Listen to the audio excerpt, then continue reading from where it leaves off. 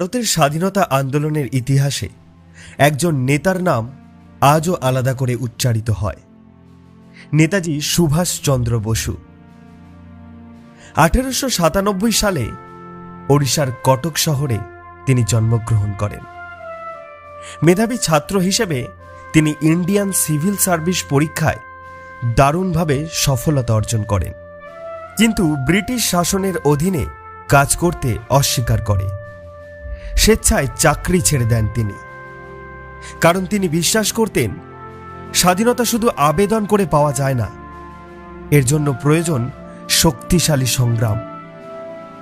এই বিশ্বাস থেকেই তিনি বিদেশে গিয়ে সংগঠিত করেন আজাদ হিন্দ ফৌজ এবং 1943 সালে ঘোষণা করেন আজাদ হিন্দ সরকার। তোমরা আমাকে রক্ত দাও, আমি তোমাদের স্বাধীনতা দেব। এই আহ্বান লক্ষ লক্ষ ভারতীয়কে স্বাধীনতার লড়াইয়ে অনুপ্রাণিত করেছিল। দ্বিতীয় বিশ্বযুদ্ধের সময় নেতাজি নেতৃত্বে আজাদ হিন্দ ফৌজ ভারতের সীমান্ত পর্যন্ত অগ্রসর হয়।